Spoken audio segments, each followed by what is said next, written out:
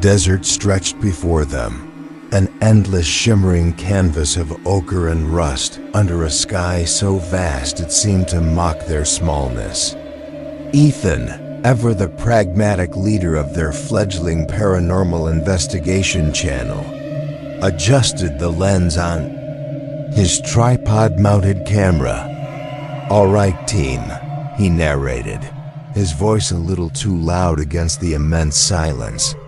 "We are officially off the grid." Deep in a section of the Sonoran desert that local legends refuse to name, our target?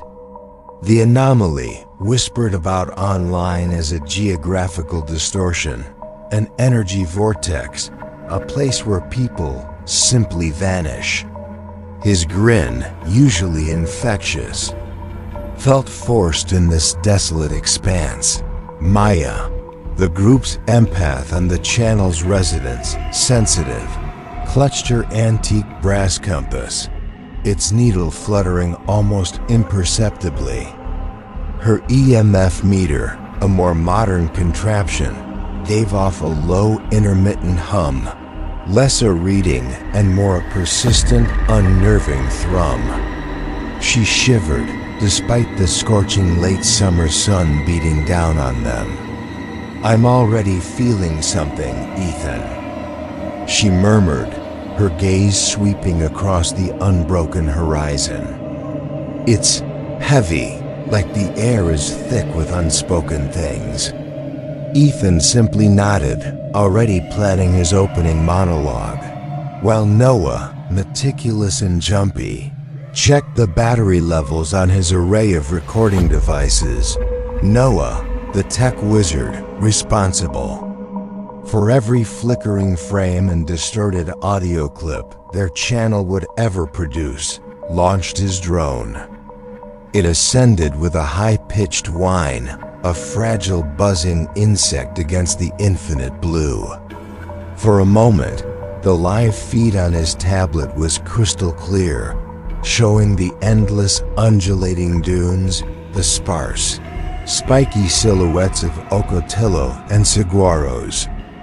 Then, without warning, the screen fractured into a mosaic of static, the drone's silhouette vanishing from the sky before reappearing abruptly, its signal restored, but now riddled with persistent snowy interference. "Just a thermal updraft."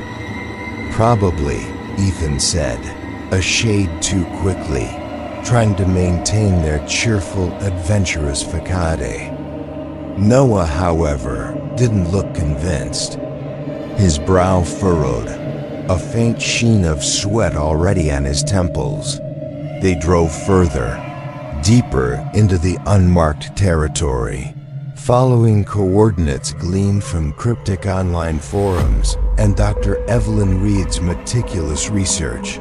Dr. Reed, their historian and resident skeptic turned unwilling believer, sat hunched over ancient maps in the back seat, her glasses glinting. "The nearest road is over 50 miles back," she announced, her voice strained.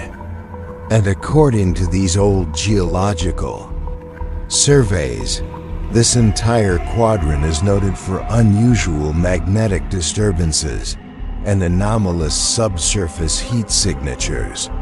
Nothing conclusive, of course, but..." She trailed off, her eyes scanning faded handwritten notes. Their destination for the night was a skeletal outline against the fiery sunset.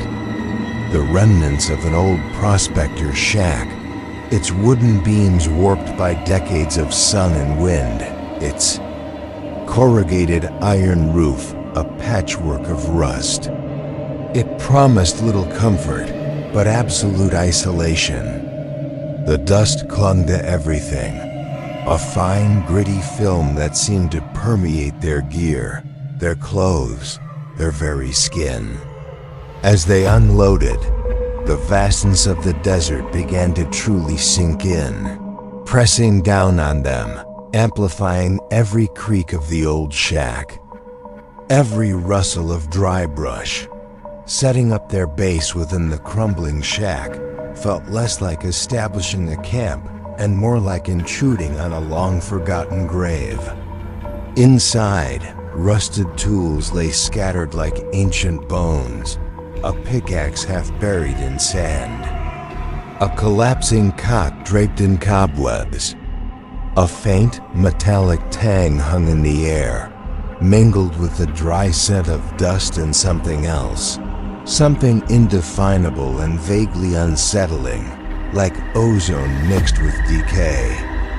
Ethan positioned his primary camera in the doorway, capturing the last sliver of twilight bleeding across the dunes.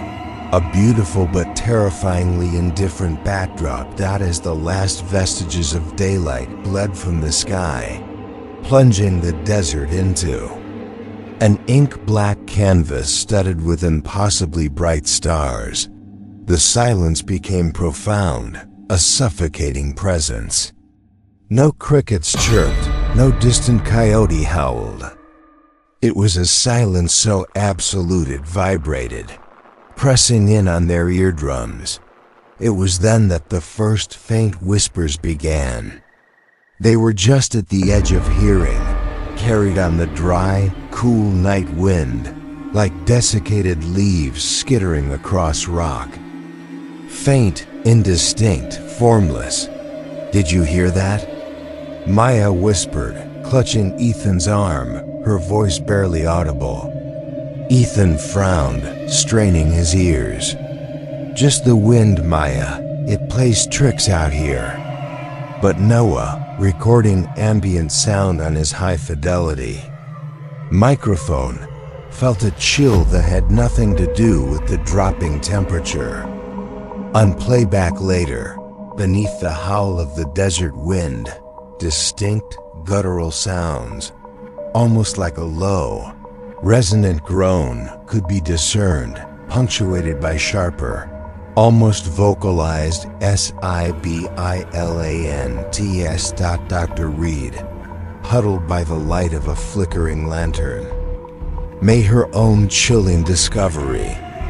Tucked away beneath a loose floorboard, she found a crumbling leather-bound journal. Its pages were brittle, the ink faded, but the desperate scrawl was unmistakable. It belonged to the original prospector who had built the shack. His final entry spoke of the desert song, of voices from beneath the sand, and a growing obsession with the eyes of the earth upon me. The very last entry, barely legible, was a frantic, scratched declaration. "It's calling my name, pulling me down. The sand is alive." The four paranormal investigators, nestled in the heart of the silent, waiting desert, tried to rationalize their unease, their flickering equipment, and the chilling words of a long-dead madman. They told themselves it was the isolation, the intense heat, the psychological strain of being so far from civilization. But as the desert night deepened and the invisible whispers seemed to gather strength, a seed of doubt, cold and sharp, began to burrow into their collective consciousness, suggesting that perhaps, just perhaps, they had ventured into a silence that was not empty, but merely waiting. Sleep offered no respite. Each member of the team awoke from a restless night, their minds tormented by vivid, unsettling dreams that blurred the line between nightmare and premonition.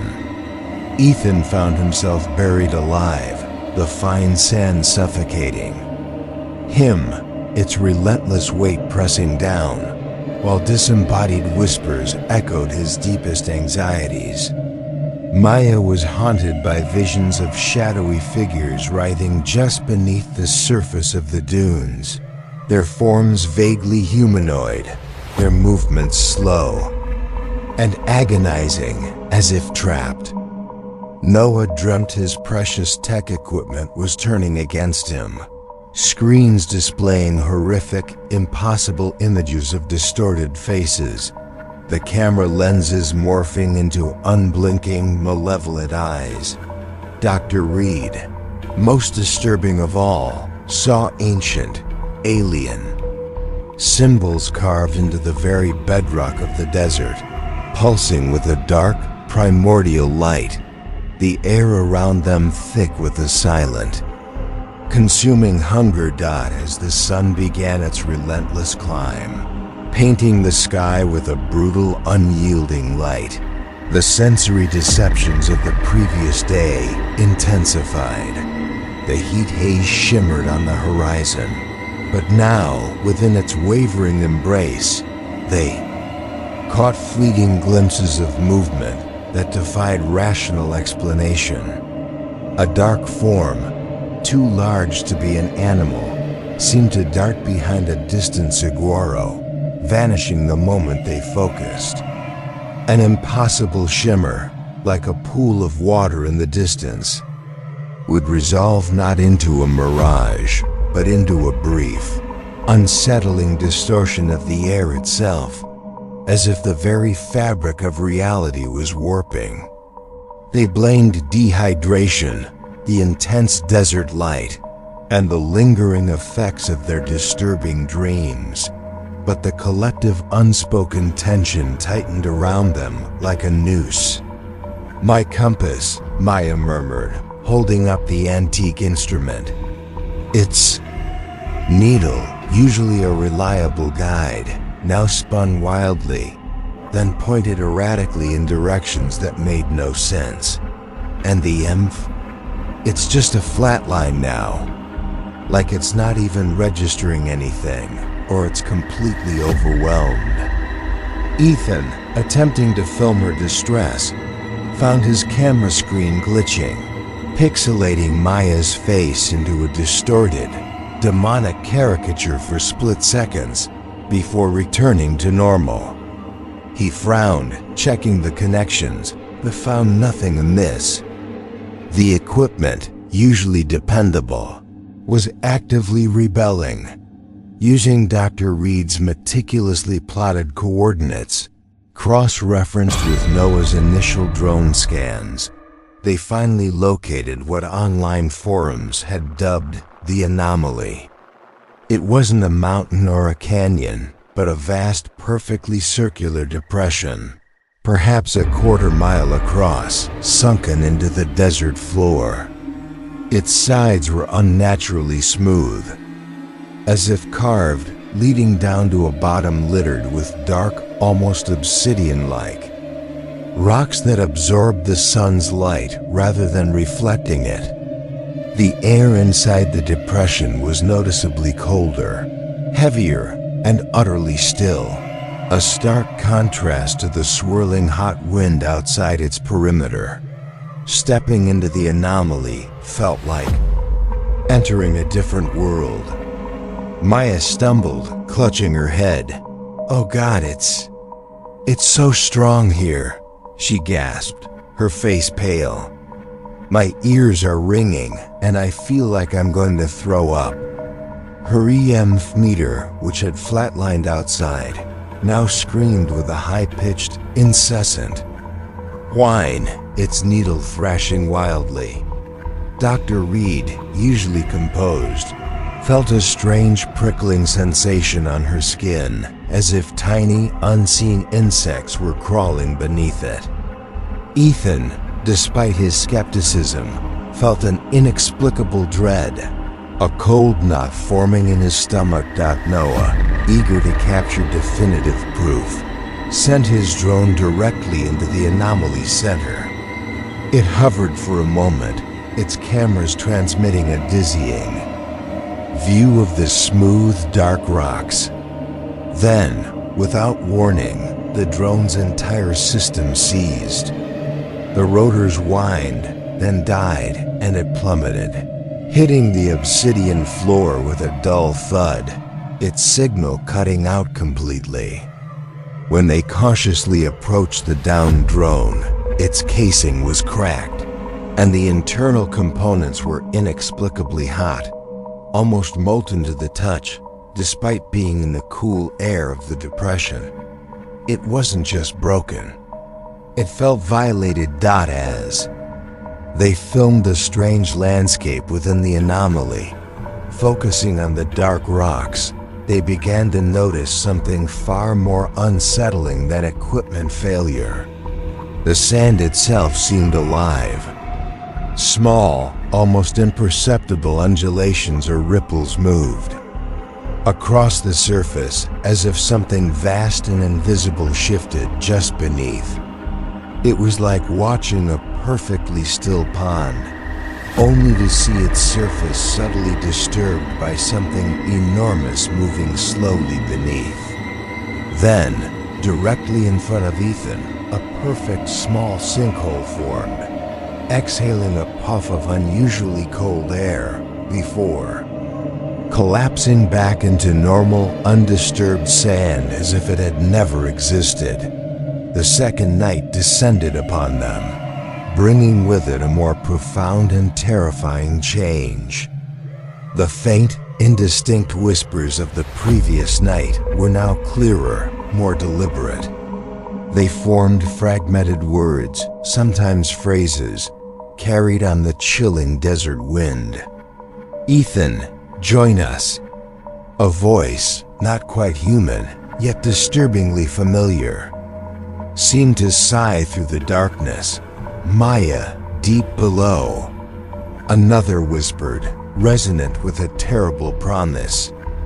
"Noah, the darkness awaits." They huddled together in the shack, trying to block out the sounds, but the whispers seemed to seep through the very walls, settling into their minds.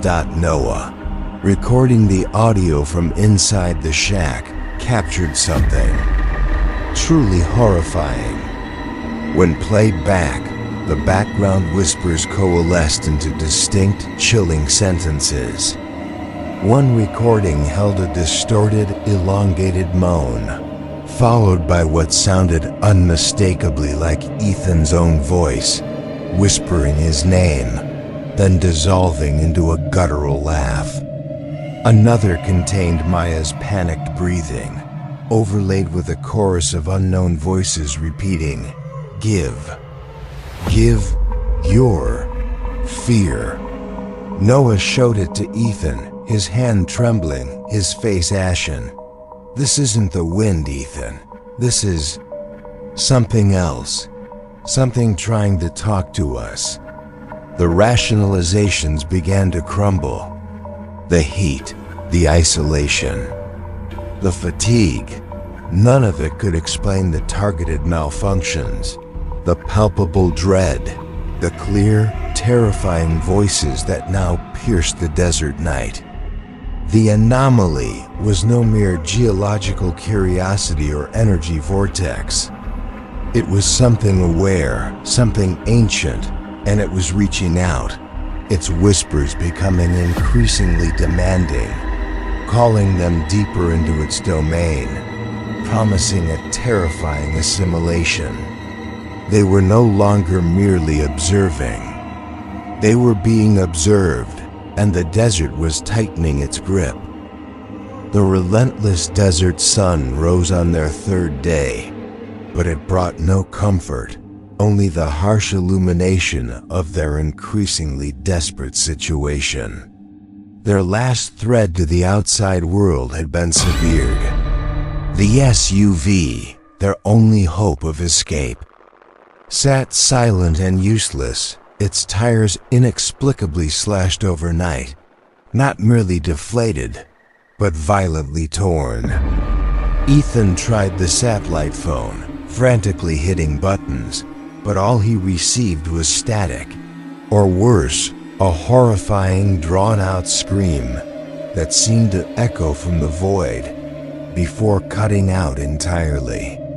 They were truly stranded, 50 miles from anything resembling civilization, alone with whatever malevolent force held dominion over this desolate land. Isolation, once a romantic notion for their paranormal hunt, now became a suffocating reality. It wasn't just physical. It was a deep, pervasive mental isolation that began to pit them against each other. Paranoia seeped into their every interaction. A sideways glance from Maya, a tense silence from Dr. Reed, a flicker of fear in Noah's eyes. Each was magnified, twisted by the entity's unseen hand. The whispers, now a constant hum beneath the surface of their thoughts, seemed to mimic their own anxieties, feeding their distrust. He's hiding something, ... She knows more than she's saying. The insidious voices hissed inside their heads, blurring the lines between their own thoughts and the entity's insidious influence. The entity's true weapon became apparent: psychological warfare. Their minds, already frayed by lack of sleep and mounting terror, became playgrounds for vivid, terrifying hallucinations. Ethan, the skeptical leader, saw his family, his wife and child, walking slowly into the shimmering heat haze, beckoning him, their voices soft and loving, pulling him further into the desert. Maya, the empath, saw the faces of missing persons from Dr. Reed's research emerging from the sand, their features contorted in silent, agonizing screams, their skeletal hands reaching for her. Each hallucination was exquisitely tailored to exploit their deepest fears, their most profound vulnerabilities. Noah, already fragile, was tormented by grotesque visions involving his tech. His beloved cameras and drones would momentarily transform into grotesque, insect-like forms, their lenses becoming compound eyes, their rotors buzzing like angry wings. He saw wires writhing like snakes, screens displaying impossible algorithms that screamed silent threats. Dr. Reed, grounded in logic and reason, struggled against visions of impossible, ancient creatures, chitinous and many-limbed, crawling from the bedrock of the anomaly, their movements slow and deliberate, their forms shifting like the dunes themselves. A powerful, almost hypnotic pull emanated from the anomaly. It was a subtle, insidious siren song, a deep-seated urge to return to the vast depression, to understand it, to merge with it. Maya, especially, felt this lure with an almost unbearable intensity, her steps drawn towards its silent center, as if by an invisible string. She would often stare blankly towards it, her eyes unfocused, a strange, half-smile playing on her lips before a jolt of fear or a shout from Ethan would pull her back. The entity wasn't just terrifying them. It was trying to seduce them, promising a perverse kind of peace and assimilation. Noah, whose reliance on technology was now a cruel joke, was pushed past his breaking point. He began filming everything, his hands trembling, his voice a frantic, breathless whisper. "The eyes in the sand," he babbled, pointing his camera at seemingly empty dunes. "They're watching, Ethan. And the sound of breathing underneath everything. Can you hear it? It's alive. It's all alive." His footage became increasingly disorienting, static-laced, showing only blurs and shadows. Convinced the entity was listening through the microphones, he began frantically dismantling his equipment, tearing out wires, smashing screens, a desperate, futile attempt to blind it. Dr. Reed, witnessing Noah's terrifying descent, forced herself to focus, her academic training a fragile shield against the encroaching madness. She returned to her rock samples, her portable microscope illuminating microscopic, crystalline structures within them that defied any known geology. They pulsed faintly under the light, almost with a life of their own. Combining this with the newly found petroglyphs near the anomaly, symbols that seemed to predate any known human civilization, pulsating with a dark primal energy, the terrifying truth began to coalesce in her mind. Her voice, though strained, held an edge of chilling conviction as she explained to Ethan and Maya, their faces pale in the flickering lantern light. The anomaly, it's not a geological feature. It's not even a portal. Her eyes, wide with horror, met theirs. It's a dormant, immense, sentient being. It is the desert.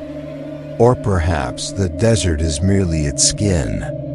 It lies beneath, vast beyond comprehension, feeding on fear, on consciousness.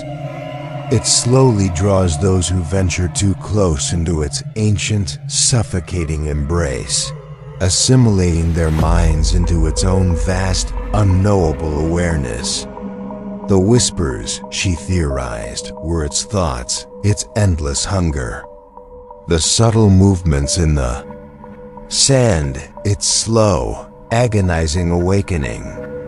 Every hallucination, every fear, every desperate thought was a nutrient for this primordial entity.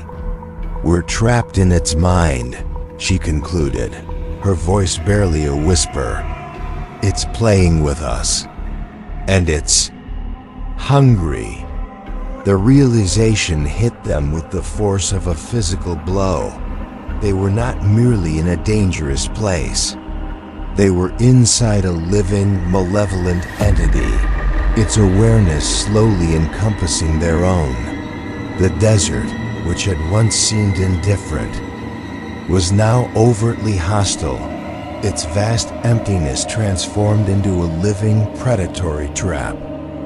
The hum from the anomaly grew louder, a low, resonant thrum that vibrated through their very bones, filling their heads with a chorus of voices.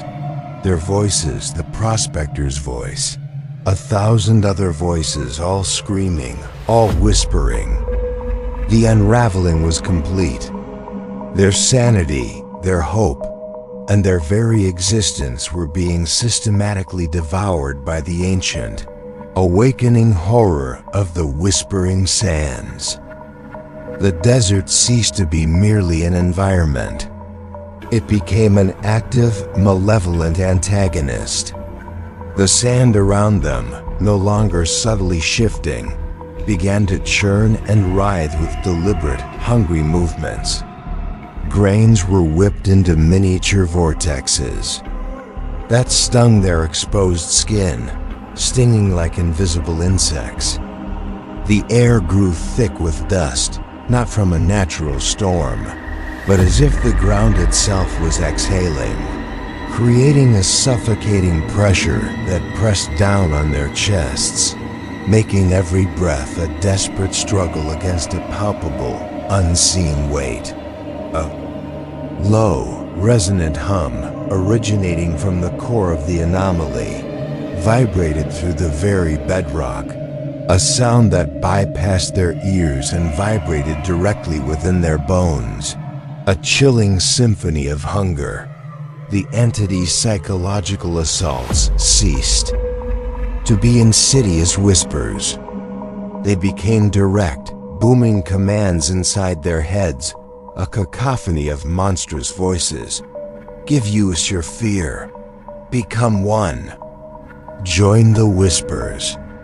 Shadowy forms, immense and indistinct, coalesced briefly from the swirling dust, appearing for split seconds as grotesque skeletal hands reaching, or vast, unblinking eyes, before dissipating back into the swirling chaos.